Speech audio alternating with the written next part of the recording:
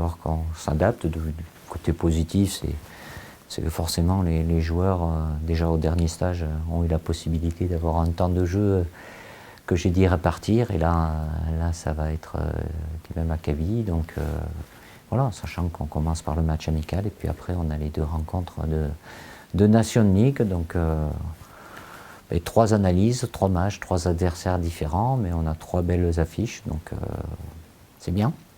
C'est continuer après nos 2 victoires du mois de septembre, être capable d'enchaîner, de prendre les points sur les 2 matchs de Nation League et faire en sorte de ce match amical contre l'Ukraine de ne pas le banaliser, qui servent parce que forcément ce ne sera pas les mêmes joueurs qui seront concernés par les 2 premiers matchs, le 3e je ne sais pas, mais les 2 premiers bien évidemment. Donc je ne sais pas aujourd'hui encore, je n'ai pas pris de décision définitive, mais à partir du moment où les joueurs peuvent être en situation de match, c'est mieux. Et puis ça nous permettra à moi et mon staff aussi d'avoir des réponses supplémentaires. L'Ukraine évidemment ça remonte, mais ça a été un tournant évidemment pour nous, un passage indispensable dans une situation qu'on s'était compliquée en perdant le match aller là-bas et en renversant la tendance au match du retour et de participer, d'être à la Coupe du Monde au Brésil. Ça fait partie de l'aventure des joueurs, certains qui étaient là déjà et qui a amené après à d'autres et à du succès, même s'il y a eu aussi cette finale de l'Euro perdue qui a fait mal, mais on s'en est bien servi aussi pour 2 ans après atteindre le titre mondial en Russie. Ça remonte au mois de juin de la saison d'avant, donc avec des blessures. Évidemment, c'est compliqué pour tous les joueurs quand vous êtes sur des longues blessures. Il a traîné un petit peu, opéré, rééducation. Évidemment que l'équipe de France lui a beaucoup manqué. Il est toujours venu avec le grand sourire et ça va lui faire très plaisir de retrouver ses collègues.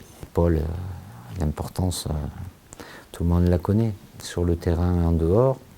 Bon, évidemment, il n'est pas au mieux de sa forme parce qu'entre-temps, il n'a plus de soucis du côté de sa blessure, mais avec le Covid, la remise en route, ils ont fini tard. Voilà, il est à la recherche un peu de rythme comme certains, comme lui il a un déficit de par sa longue blessure, mais oui, il fait partie des cadres de l'équipe, de par ce qu'il fait sur le terrain et son rôle de leader aussi dans le vestiaire, qui lui va bien et qui a été important et qui doit continuer de l'être pour nous. Partie de ces jeunes joueurs avec un potentiel évidemment intéressant. Il appartient toujours à la génération des espoirs, comme c'est le cas de Dayo Upamecano, évidemment Eduardo Camavinga.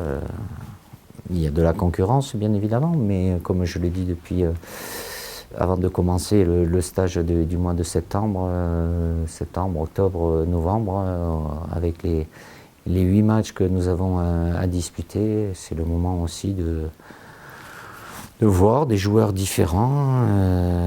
Évidemment, il y a une concurrence qui est très forte, mais on aura des réponses. Il y en a d'autres qui pourront venir ou d'autres qui auraient pu venir, mais bon, lui, il aurait dû y être. Déjà le stage dernier, il y sera cette fois-ci. Pas avoir la prétention de dire maintenant on sait, on en sait un peu plus, avec toujours cette préconisation de l'UEFA pour préserver au maximum cette bulle sanitaire et qui nous amène à nous adapter et faire en sorte de minimiser au maximum les risques.